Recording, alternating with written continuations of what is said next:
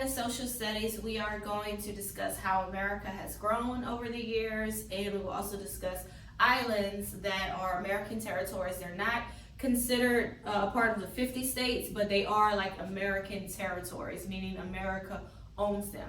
All right, so we'll be on page 35 and we'll just go through the pages. So America grows. So of course, over the past years, America has grown. So it began with the 13 colonies. Remember, that's why we have 13 stripes on our flag, because of the first 13 colonies, which were turned into states. And so those 13 colonies developed into states, and now we have 50 states. So not only do we have the 50 states, but we have territories, which are called islands. An island is land surrounded by water. Usually islands are like in the Atlantic and in the Pacific. That's where that's where islands are. It's completely surrounded by water. Water is all around it. So you could say the piece of land is in the middle of water. That's what an island is. It's land surrounded all the way by water. So we don't live on islands. We live on regular land. But islands, if you've ever been to like the Caribbean, the Bahamas, any of that, those are considered islands because it's water all around you.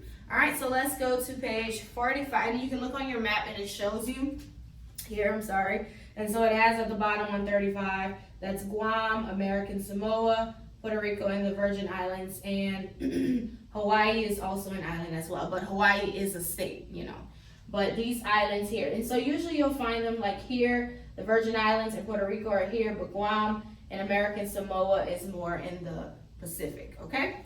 All right, so let's go to 36 and let's talk about the U.S. Virgin Islands. So 3 of the Virgin Islands are American territories. They are a part of America, but they are not a part of the states.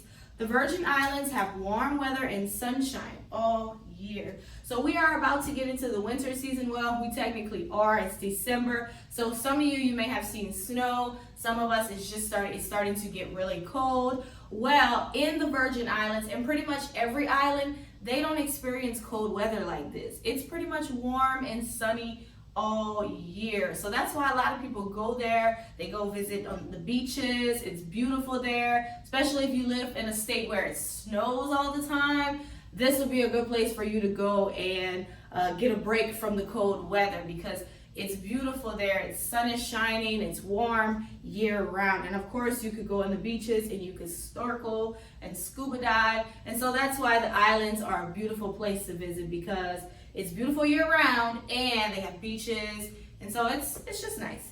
All right, 37, let's look at Puerto Rico. So Puerto Rico, we could take a boat ride to the island of Puerto Rico. Puerto Rico is just a short trip from the Virgin Islands. So it's not that far from the Virgin Islands. So Puerto Rico is a larger island, but it's still broken into smaller islands. Puerto Rico is also an American territory, meaning America owns Puerto Rico, okay? And the cities in Puerto Rico look just like the cities here. Of course, it's still beautiful, just like the rest of the islands, okay? So let's go ahead and keep going. Well, a few facts about Puerto Rico. Many of the people speak both Spanish and English in Puerto Rico. And popular sports there are baseball, basketball, and volleyball. So they like to play those sports in Puerto Rico. All right, let's go to the next island, which is Guam. Now, this one is different because it's in the Pacific. The Virgin Islands and Puerto Rico are in the Atlantic Ocean, and Guam and American Samoa are in the Pacific Ocean, okay? So Guam is an American territory in the Pacific Ocean. There are many beautiful fish and coral reefs. That's what this picture is. This is a coral reef. So it's kind of like a tree forest somewhat underwater, but it's colorful, it's beautiful, and it's alive as well. And scuba divers love to see the beautiful coral reefs that you could find in Guam. Guam is warm all year, just like the other islands, and it also has many typhoons. A typhoon is a hurricane. I'm sure those that live in, the southern part of America, like Louisiana, Florida, Texas, you've probably experienced a hurricane before. We actually had one in October. Early October, we had a hurricane that came to Lafayette, Louisiana, where I am. And so a typhoon is a rainstorm with very strong winds. And so Guam has a lot. They just call them typhoons, but a hurricane and a typhoon are the same thing. It's a rainstorm, heavy rain, heavy wind, and so it can be really dangerous. And so Guam is really, it rains a lot there. They can get up to 80 inches of rain, like in a rain season. And the rain season is from July to November. So from July all the way to November, it's raining non-stop. So it's a beautiful island, but it does have some bad weather. So farmers there grow corn. There's many coconut trees. And it's beautiful weather, you know, the typhoons, and sometimes they have earthquakes as well. So it's a beautiful place, and I'm sure it's not all the time. It's probably like every once in a while they might have that. All right, let's go to American Samoa on 39. So American Samoa is also in the Pacific Ocean. And so these islands are made by volcanoes. So you know what a volcano is. It's like a mountain that has lava in it, and sometimes it can erupt, okay? That's a short version of what a volcano is. So Tutuila is the largest and most important island. So it's made up of islands, and Tutuila is the largest and the most important island in American Samoa. We may see a green turtle while visiting American Samoa, and they can weigh up to 400 pounds. So you could see sea turtles in American Samoa.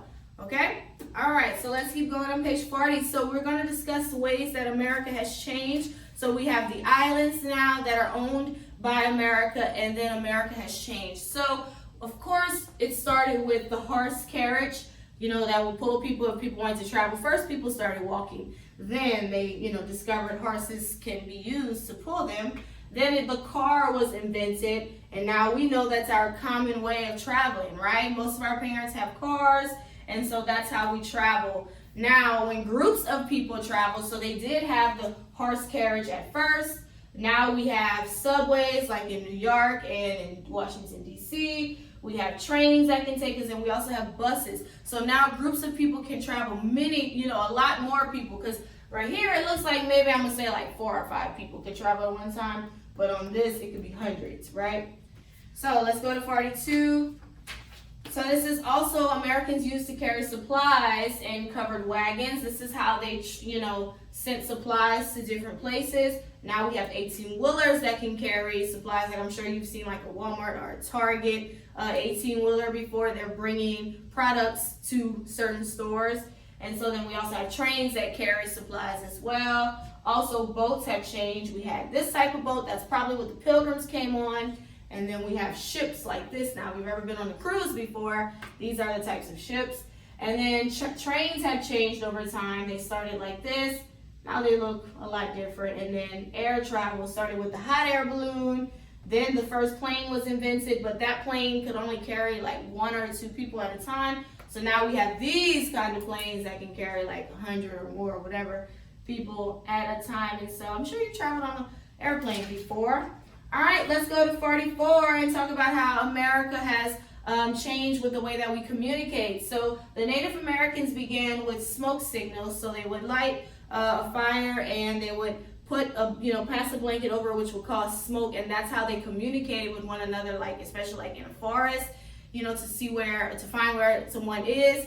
Then, of course, in the 1700s, when the Europeans came here, they had the town crier, and they would cry out a message to the town. So if there was something that happened, like say when George Washington died, the town crier would come and stand, and he would just, because the towns were a lot smaller. Now we kind of can't have that. Our cities are a lot bigger now, but they were a lot smaller at that time. So the town crier would come out and shout, our President George Washington has died on today, whatever it was. So they had the town crier. Then the Pony Express came, and that was the way mail. So then people began to write letters, because the Pony Express was invented to send mail to different places. Then stagecoaches came to pass the mail.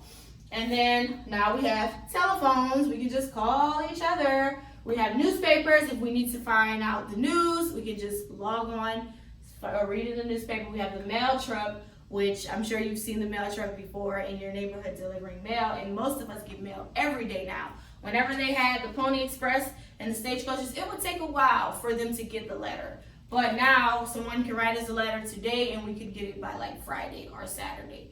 Okay? And then of course we have radios and computers and televisions where we can hear what's happening. We're using it now by me making the video. You're watching it, and you're not even here with me. And so technology has advanced over the years as well. So America wasn't always like what we know it as today. Of course, it has grown over the years. And so that's what our lesson really is this week, just how America has grown. So next week we will move into touring different places, different beautiful things that God created in America, and also just places where people like to travel when they come to America, historical places as well. So that's our social studies lesson today. Your test will be really easy this week. So just make sure you review the islands. That's really what you need to focus on, okay? So that completes your